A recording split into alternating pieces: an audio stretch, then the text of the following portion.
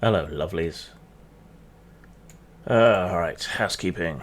Just a reminder again that motsp.com is now the site for all your machinations with the Space Princess needs, and there's a couple of exclusive things going up on there, and the zine, once it finally gets going, will be going on up there. I should probably also update you on the charity situation for my friend who was a victim of domestic violence. She's okay, she's safe. I'm just waiting for the funds from the Just Giving site to disperse. Then we're going to look into getting her into some more permanent accommodation. That's kind of the next step there. I'd like to take a moment to thank everybody for helping out with that when I asked them to. I'm still figuring out what the fuck I'm doing next, what projects to finish, etc. I have I thought I might write up my campaign notes from the, well, campaign's a strong word, the episode notes from the Machinations of the Space Princess games I'll be running every other Sunday, so that other people can use the elements that I used in there if they like the sound of them. We shall see how that does, but one of those should be out this coming week, if not before. Right. Well, I am going to devote the entirety of this comments video to responding to things on my video about the death of Charlie Kirk, obviously. Because it kind of removes the need to do anything on the Kalergi plan, because it's the same kind of people. And because that was where there was the most excuse me, most activity. So if you want to hear me get increasingly frustrated at people's obdurate stupidity, inability to read, or inability to take in and successfully pass audio-visual presentations as well, then stick around. But if you're not interested, yeah, toddle off. I wouldn't blame you. Alright, Kirk's Turning Point was the video. Ball's Face, which is a great name for someone who is clearly here in honest and forthright manner, says, so if they have thoughts and words against you, it's okay to kill them. Who cares what he or anybody argued for? What the fuck is wrong with you? Now, the video that I put out said we probably shouldn't speculate, and I stand by that. Details are still coming out. I also said that I wasn't celebrating his death. I specifically said that, and I stated right at the beginning of the video that my ambivalence was something that I was interrogating. Why don't I care? Well, because he was a horrible piece of shit, basically. But that doesn't mean that I was celebrating his death. I mean, there are things that should not need to be said. And I refused to genuflect and go through the empty rituals, because they would have been insincere. Or, again, they should be things that are unnecessary to say. So I'm not going to say them now either. I refuse to be browbeaten into doing so. But the other point of the video was to make a record of just how much of a horrible piece of shit he was.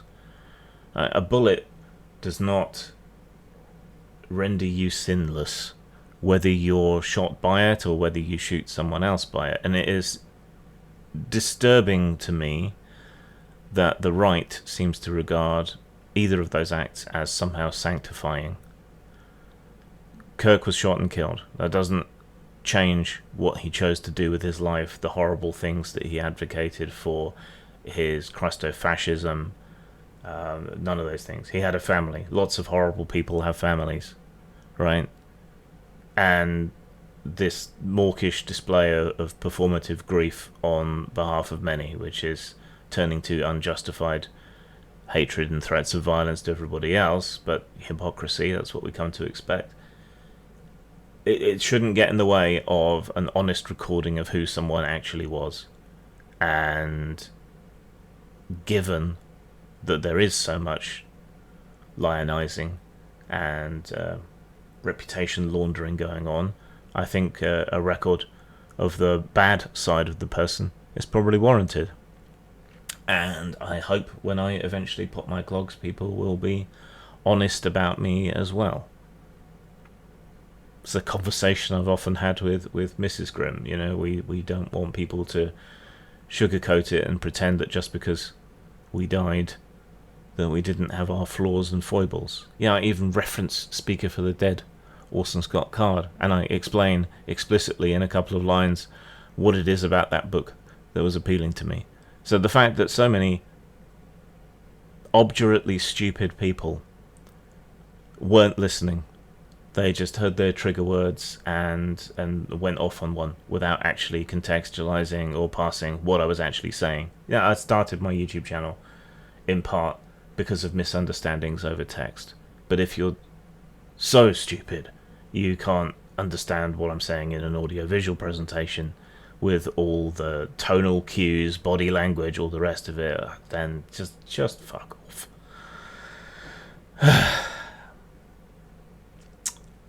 Ascend to Love says, a 22-year-old student, far-left Antifa, radicalized through his presidential scholarship, killed Charlie Kirk. Those who use violence to push political agenda are terrorists. Right. This was said about 14 hours ago, when news was just breaking over who had been taken in. 22-year-old student is correct. The rest doesn't appear to be so correct. In fact, what seems to be being revealed, and again, I don't like to speculate, so take everything with an entire winter trucks full of salt for salting the road. It seems more likely he was one of Nick Fuentes' acolytes, which is ironic because there wasn't much difference between Kirk and Fuentes. Groypers have had a bit of a turn against supporters of Trump. Not far right enough for them, it seems. So Kirk seems like an odd target, but who knows with these people. But the stuff associated with the killer seems to be a bunch of memes and video game references that have been associated with Groypers and the online loopy right, even trying to misdirect people's attention towards the left and so on is a thing. So I suggest you widen your sources of information beyond Alex Jones. Ascend to Love. Either Stingy Jack or Stingy Jack says, thanks for this. It is in fact possible to be honest about who he was without dancing on his grave while you're at it. With how prolific and loud the man was with his talking points, I don't understand how the US right expects people to just ignore that. I think you summed him up rather well. Yeah, it's not like he was shy of his horrific opinions. That if his daughter was raped, she should have to carry the baby to term. Right? Or his anti-vax views, or the water he carried for Trump's election conspiracies, or so much, thing after thing after thing is just horrendous and inhumane. Right? I don't have to celebrate his death to see that he was a piece of shit. Right? And it doesn't celebrate his death to point out that he was a piece of shit. It's just a register of the facts. Subjective opinion on top of that, but also the facts that lead one to that opinion. Errors Will Multiply says, MAGA zombies in the comments. Being indifferent to something is not the same as actively condoning it. Remember how angry you got when you copy-pasted George Floyd's criminal record over and over again, and people told you that you were saying he deserved to die. I mean, contextualized, many of them were saying he deserved to die. And I am explicitly not saying that Charlie Kirk deserved to die. That was the whole point of the fucking preamble. But George Floyd's criminal record was a fact. And so were Charlie Kirk's pronouncements. So, you know, some consistency. That may be one of the things that bothers me about the right wing the most, is the total lack of consistency. In some ways it's pragmatic, I suppose, to just use whatever works and damn whatever ideology you were spouting yesterday, but still. Hexcrawler says, unsubbed. Well, bye Felicia. You're a lying cunt, show me the lie, from across the pond, who should keep your fingers in your... don't know what that means. Lovely? Keep your fingers in your lovely... presumably there was a word in the middle there, rather than sticking them up our noses. Here in the US, I didn't agree with much of what Charlie had to say about Platonism, Israel, and theology. Even would call him a filthy Gnostic Protestant swine on occasion, but he at least kept things in the realm of discussion and debate in a public forum, and gave everyone the opportunity to engage with him. And one of your kind, a progressive, decided it was time to stop having debate or discussion. They sent a very clear message: debate is over, we want you dead. Well, guess what? Message received, and the centre-right onward concur. Debate is over, this is war. Charlie was the last off-ramp away from outright civil strife, the last one willing to have a conversation despite disagreement. You can gab all you want about how you don't actually want Christians or conservatives to lose their life for their beliefs, but we don't believe you pukes anymore. You've lost whatever good faith we had left. I hope you're prepared for what's coming next, especially in your country.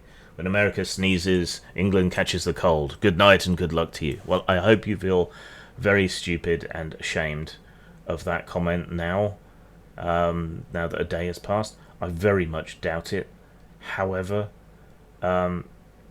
let's not pretend that what Charlie Kirk did was actually discussion or debate. It was discussion and debate in almost exactly the same milieu as Kent Hovind engages in discussion and debate.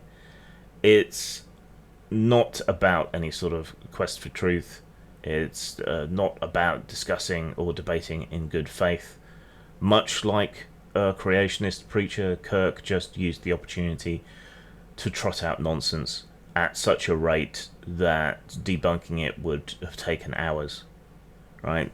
And he picked targets for the most part who were not, abreast of the details, did not know the flaws in the things that he was bringing up, or didn't even know what he was going to bring up. He picked his targets carefully for much of his career, until recently. He made the mistake of thinking that debating societies in Oxford and Cambridge were the same as picking random American students out of nowhere to have an argument with. Didn't turn out so well for him. Again, something else I pointed out in the video. Now, at this point, and things may change again, it seems like he was killed by an even further right individual, or at least a different sect of America's very far right. That's what it looks like. May not turn out to be that. Again, as I say, things might change, but that's the way it looks. But don't pretend that he was wanting to have honest, truth-seeking conversations or debates, because he was not. You do make one salient point in amongst the froth and venom. Yeah, we do have a problem here in England. And actually, we have a problem here today. Tommy Robinson is marching yet again with his band of gammon. And doubtless the death of Charlie Kirk will fuel them, making them, fuel them almost as much as the lager that they will have consumed, and they will be looking to cause trouble, and they're even more likely to cause violence and trouble today because of you pricks. So that's going to be fun. It's going to be a fun weekend. I hope everyone's ready on the other side of the equation. But there's protests and counter-protests, and it's quite likely to get violent to some degree today. So fantastic.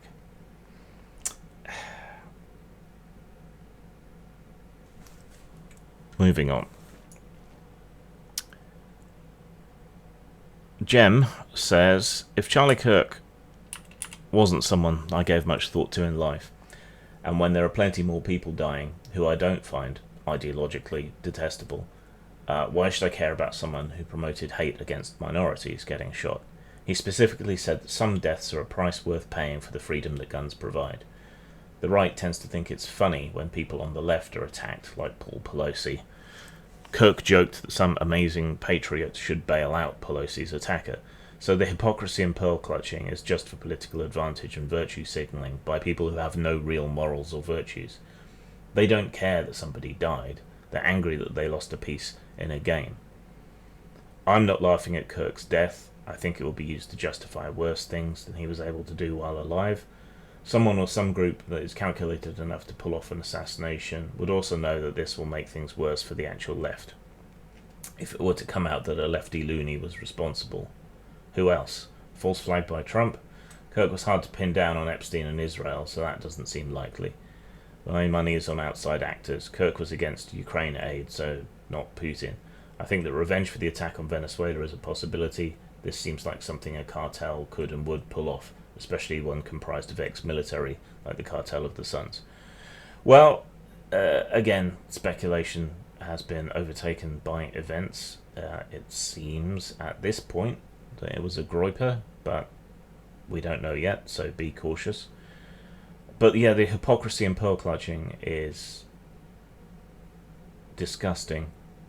I think it's worse even to try and weaponize and use his death in the way that America's far right has been.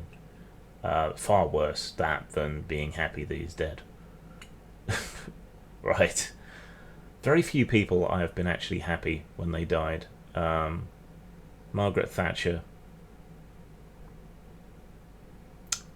That's all I can think of in the political sphere in my lifetime. Yeah, it's hard to think of any others, but definitely her. Kirk, I just don't give a shit about him. I give a shit about the nasty things that he excused and enabled, and the nasty things that his death is going to excuse and enable. But the guy himself, I'm just completely ambivalent. King Skelly Hands, or King's Kelly Hands, probably Skelly Hands, says, great video. I'm sitting beside this tire fire with the same thoughts. You spelled out Kirk's dance very well, and it's disheartening the puppets on the right still can't see all this for what it is. They will goose step, Roman salute, follow their leader blindly, but refuse to be defined by the words of what they are. Yeah, that is a disturbing aspect of what's going on. This idea that you can't call a spade because that's hate speech. What? Have you tried not being a fascist if you don't like being called a fascist? Is that a thing that has crossed your mind as a way to deal with this problem? Because that's a political label, and when you meet a definition, then you are that thing, whether you want to be called that or not. It's kind of weird how they will quite happily refuse trans people's self-definition, preferring instead to apply what they think of as an objective definition, biological male, and yet they will refuse an objective definition when they meet the definition of fascist. Weird, hey? Well, we'll get to that a bit more later. Bunch of Cyrillic says, call me immoral, I don't feel any sorrow for MAGA propagandists, which brought the criminal to power from Europe. And by the way, I think Trump's Secret Service assassinated him because he demanded the release of Epstein's files and thereby opposed Trump. He was confused in his public presentations on the Epstein files and Ukraine and other things. And again, I think people have jumped the gun here. It does seem to be... Well, I've gone over it enough times now, but yeah, I don't think it's particularly responsible to speculate or to have speculated. It still remains to be seen, but it is not looking good for the right. Fangs says, I'm reminded of Christopher Hitchens' reaction to the death of Jerry Falwell, and I pulled a couple of quotes and ended up writing a Hitchens-esque pastiche, which I read over on TikTok. But yeah, when I thought of Hitchens' reaction to the death of Jerry Falwell, portions of quotes of his seemed appropriate. The empty life of this ugly little charlatan proves only one thing. You can get away with the most extraordinary offences to morality and to truth in this country. Or the whole consideration of this horrible little person is offensive to very, very many of us who have some regard for truth and for morality. And yeah, I would. I think those words are somewhat applicable here as well. Volcola Patreon says, shooting Charlie Kirk makes a person a worse person than Charlie Kirk. You know what? I'm not sure about that. Kirk was anti-abortion, reacted to questions about LGBT people by quoting passages about stoning, which makes him either a hypocrite, a monster, or a liar. He supported Israel's actions in Gaza. He didn't give two tugs of a dead dog's cock for the victims of school shootings and other American massacres. He has had excused an awful lot of horrible shit, including his anti-vax activities, which will have killed multiple people. Just playing the odds there. So the horrors that he manufactured consent for, or the disinformation that he spread, will have led to deaths. So does shooting one person automatically make you as bad as someone who has killed multiple people? I mean, they're both bad, right? I think that shouldn't need to be stated, but apparently we're all very, very dumb right now. But isn't killing more people worse? It's a classic trolley problem, really, isn't it? Quasump says, I know you don't owe me an answer, but if Charlie Kirk is far right, where does the right wing start, in your opinion? Several people I've heard talking about this considered him moderate. Just curious to know how and where you would draw the line. Alright, this is a very complex question, but not complex when it comes to Charlie. He was far right. He was a Christian nationalist dominionist. You don't get much further right. His expressed opinions were all horrendously far right. So he's not remotely moderate. Anyone telling you that is on one. Either that or America has a far bigger problem than one gobshite. Where the right begins, it's worth going into, even though this is a comments video, and that would probably be better for an off-topic Tuesday. But where the right begins is a complicated question. Because we're talking about shades and gradations, and the Overton window also moves around a lot. It's probably best described by contrasting the right with the centre, rather than contrasting the right with the left. So economically, the centre favours regulated capitalism. They're supportive of welfare systems, but temper it with fiscal responsibility. They believe in markets, but also believe in very strong guardrails against collapse or abuse in the markets. The right has gradually drifted to become more associated with fiscal libertarianism rather than more sort of traditional paternalistic conservatism, and even more so in America than elsewhere. So these days the right tends to emphasize free markets over other concerns. Deregulation with all the associated problems, lower taxes with all the associated problems, and smaller government with all the associated problems. Welfare is seen as a safety net, but often limited in order to avoid what they frame as dependency. So you must be of the worthy poor, really, to get help from a right-wing point of view. Kirk's position was well to the right of what's internationally considered right-wing, as to above. Right, and I think you can check through his statements and you won't find anything that contradicts that. On social issues, the centre generally supports moderate and incremental, you might say Fabian, but that's a left-wing idea, progress on civil rights, inclusion and equality, but also tends to look to compromises. They'll back things like same-sex marriage, women's rights, minority protections, all in the frame of fairness, and provided someone else provides the push to adopt these things. The right is much more likely to stress what they call traditional values, religion, nationalism, national identity, patriotism, skepticism of social change. They might even oppose or deliberately slow walk things like LGBT rights, gender equality measures, multicultural policies, despite usually somewhat acknowledging governmental secularism. Not in the States, of course, but I'm not talking about conservatism just in the States. Kirk's position as a Christian nationalist is definitely far to the right of the centre of international conservatism there. Might be instructive to look up One Nation Tories from the UK to get an idea of what more... Where the conservatism sort of begins. They had a much softer position than a lot of other conservatism.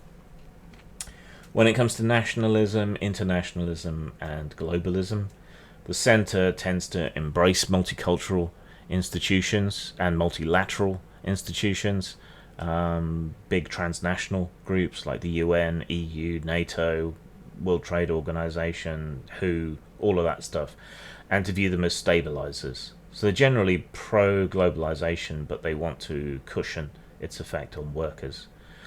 On the right, you tend to see more nationalist or sovereigntist sort of points of view, though this is somewhat confused by the libertarian financial bent.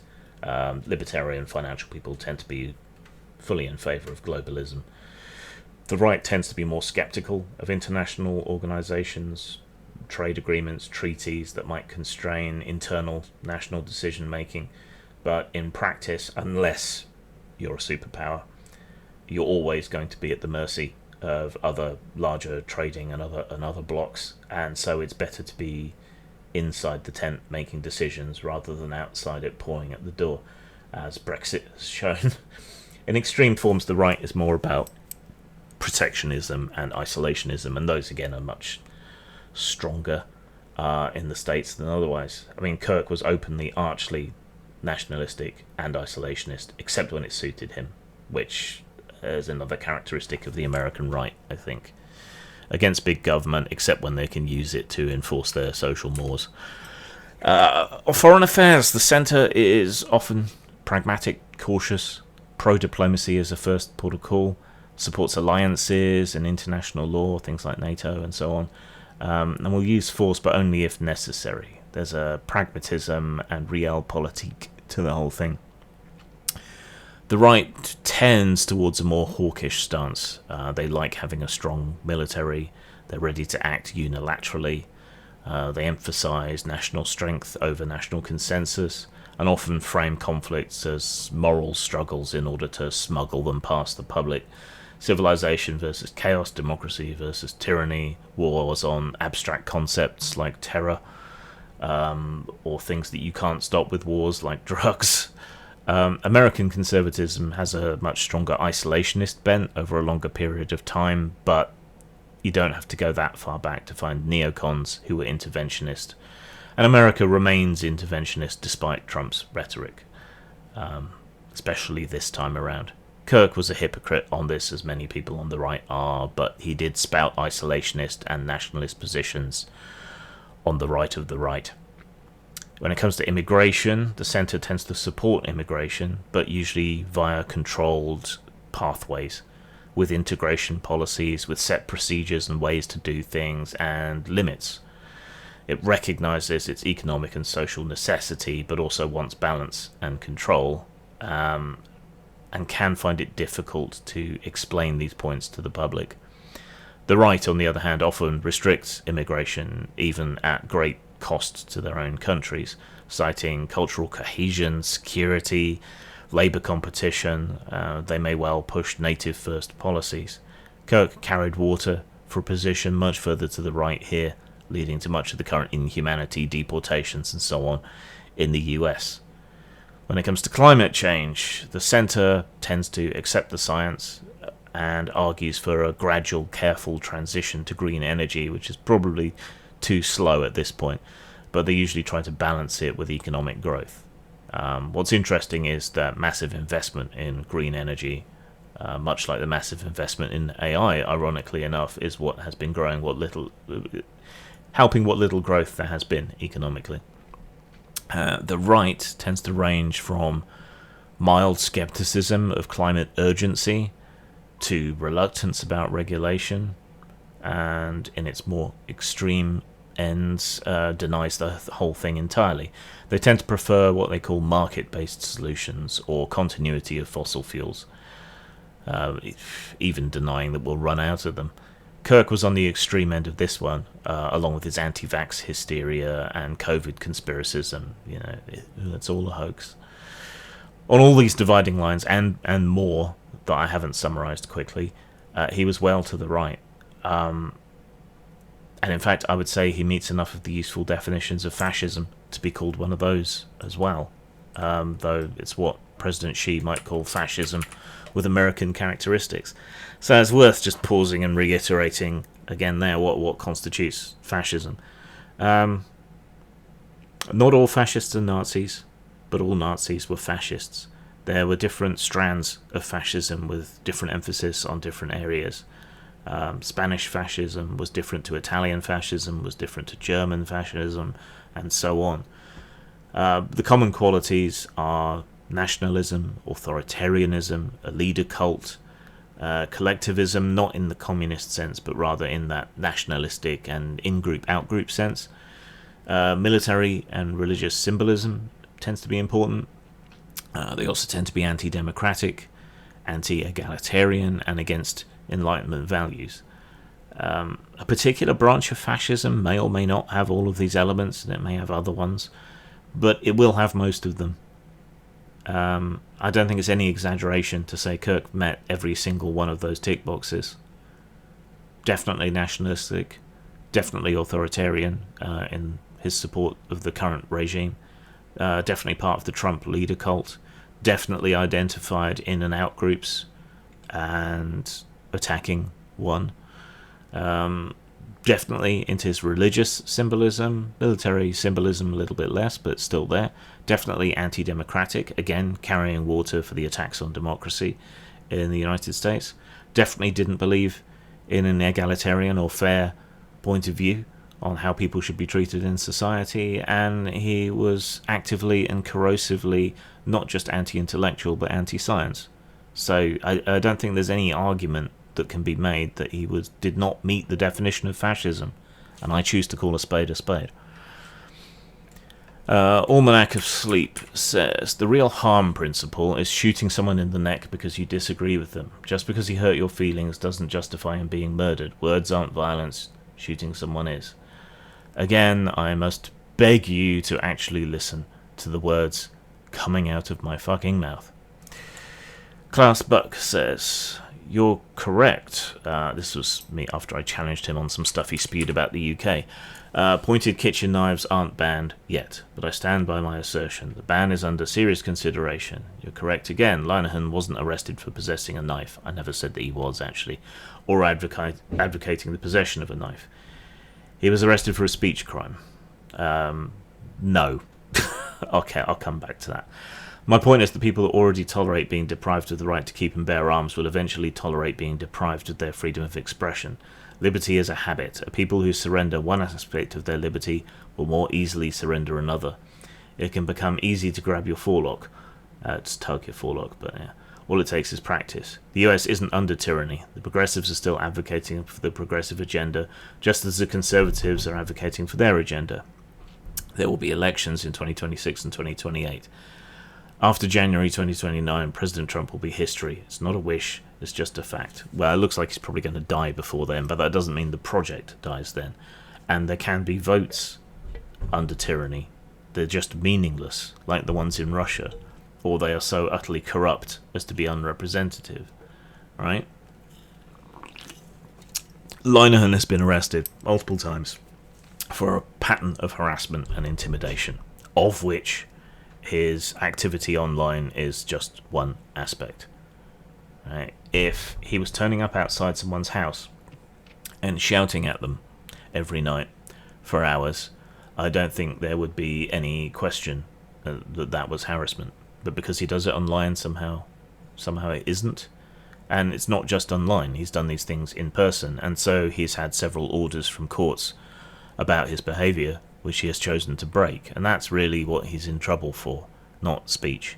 Not every hello from the local constabulary is a Robin Hood Airport situation. Right? Yeah, we got problems, but they are dwarfed in comparison to the problems in the US around so many things. And what what am I supposed to take from this? People bleat on and on about how the Second Amendment is there to protect against tyranny. Here you are under tyranny, doing nothing. He did nothing under W either. What am I supposed to take from this? It's just bullshit. It's a comforting lie you tell yourself. And when confronted with awfulness on such a large scale, so publicly, so unveiled, you do nothing. So no, I will take no lectures on freedom from Americans anymore. None at all. Polar Bleed says, you could just have said, I didn't agree with Kirk's political opinions, but no one should be murdered for their beliefs, and be done with it. But you decided to ramble on for 21 minutes. But then again, you're a disarmed Brit who lives in a country with no speech protections. We do have speech protections.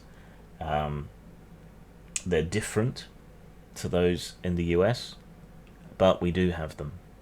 And local European court laws, which still apply to us, and many other ways. But it's different. It's negotiated in exactly the same way that free speech in the US is negotiated and has limitations here and there by case law and so on.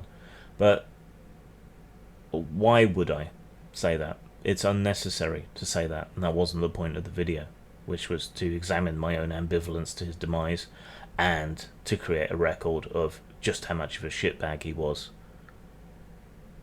given that everyone else was pretending that he was a thoroughly lovely fellow, which he wasn't. You know, let's not forget he regarded gun deaths as a necessary sacrifice on the altar of the Second Amendment, which is a bit of a weird thing for a Christian to think, don't you think? You know, I'm speaking my mind and displaying exactly the same lack of empathy for him that he showed for dead children in schools. So it's what he would have wanted. Canticle of Restlessness says,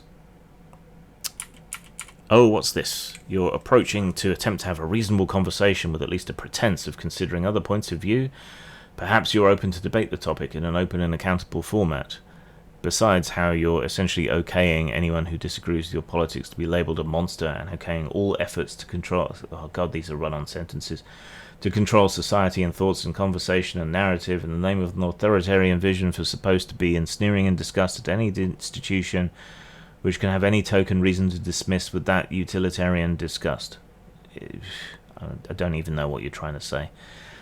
Besides that, it would seem your side, which you are forming ranks with here, is perfectly fine with that idea of rational dialogue to just be knocked off, and masses of psychotic cheering to accompany someone they don't like being simply and brutally dismissed, along with apparently the argument. Don't like because they disagree with him. Disagreeing with him is the same as him being responsible for what they think the consequences are of being on what they think is the wrong side. No one thinks this is about one person being murdered. This is the normalization of political assassination and the abandonment of all morality.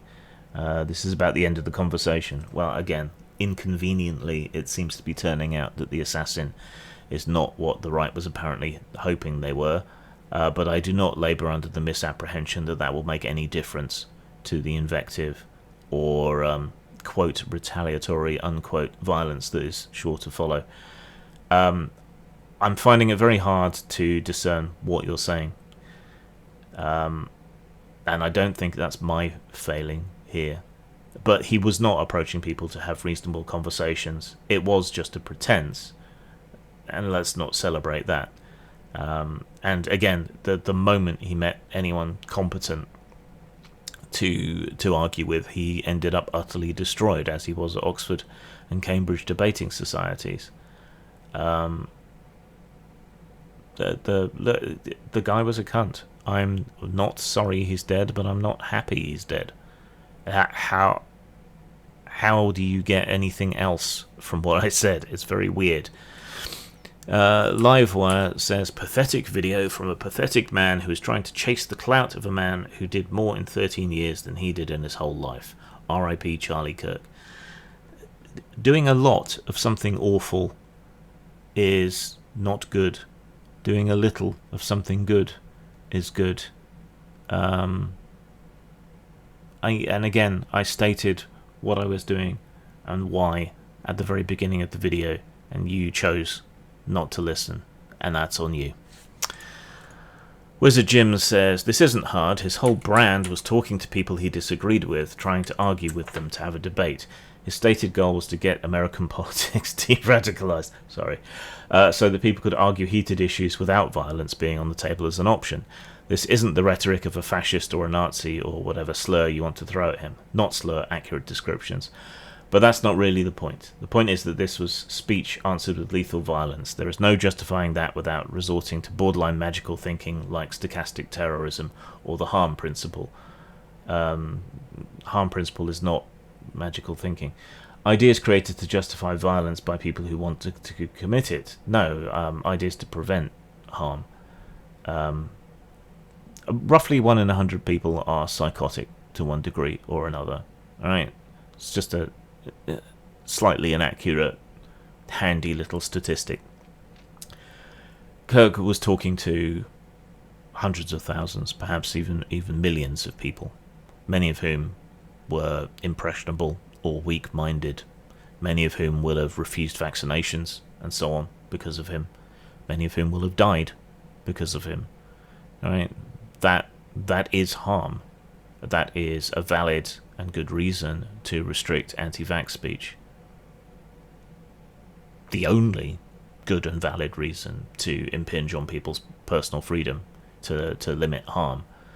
Does that mean he deserves to be shot? No. Again, why do you seem to feel it's necessary to go through these obeisances before saying anything else? You know, these things go. It's not necessary to say these things, and if it is necessary to say these things, then civilization's already dead.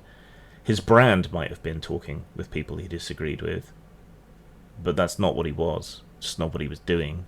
As I said earlier, it's much more in the sort of vein of the creationist preachers getting into debates. It's not about truth-seeking.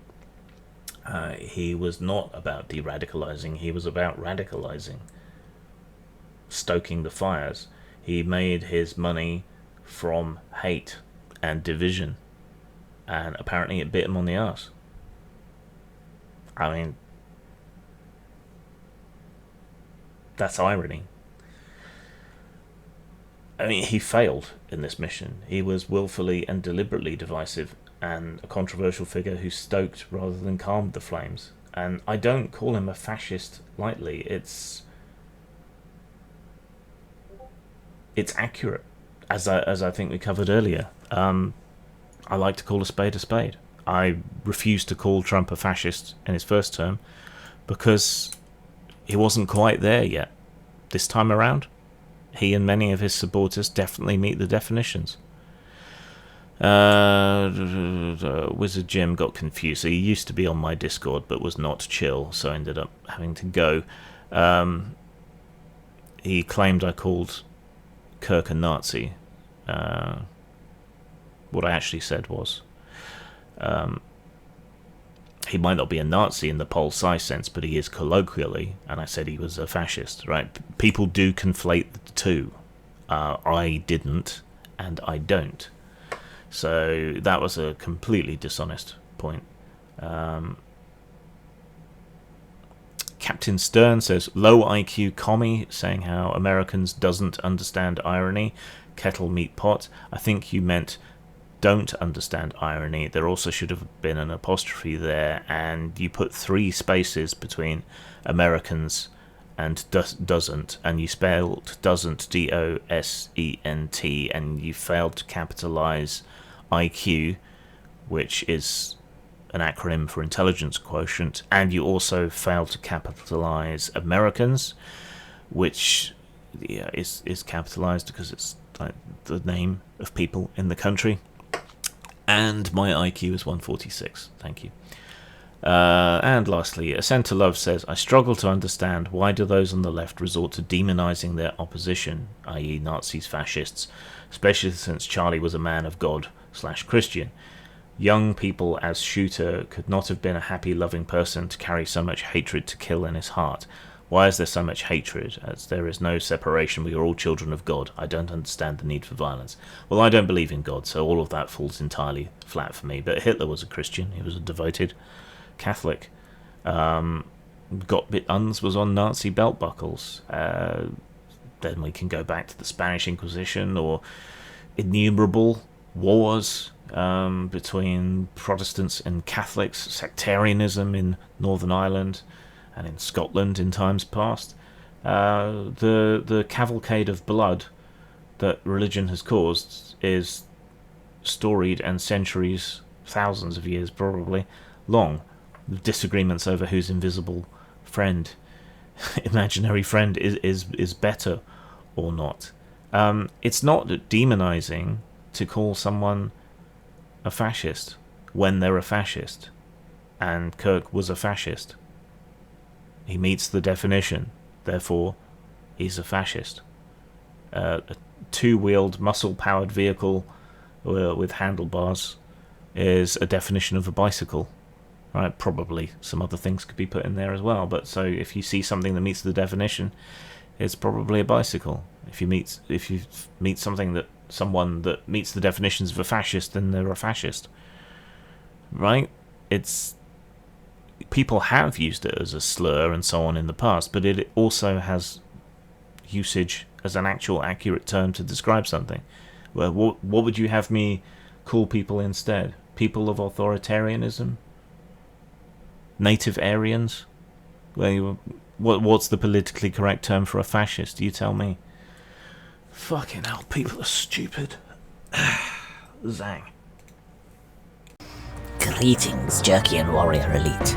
Know this, that your existence is down to the orders of our portly potentate, and that without him you would not exist. Your very conception in the clone tanks of Clonius, the cloning planet, is ordained by his obese omnipotence, and from that very moment you owe him your life, your servitude, and your loyalty. To be a soldier in the glorious army of the Jerkian Empire is perhaps the best fate that can befall lowly matter in this universe. The Jerkian Empire is all-conquering, all-powerful, has the best uniforms, the most advanced weaponry, and the greatest leader the galaxy has ever known. Nothing can stand in our way, and you, even as lowly as you are, can die knowing that you are serving a far greater cause and a far superior people to any other in the universe. Invaders is a comedy game of mishap and alien adventure, where you play the part of diminutive and comedically and epically incompetent alien invaders. You can get it at post-mort.com and drive through RPG. The gallows is cold and the gibbet is lonely. We'll make things hot for you here. The gallows is cold and the gibbet is lonely. We'll make things hot for you, Joni, my dear.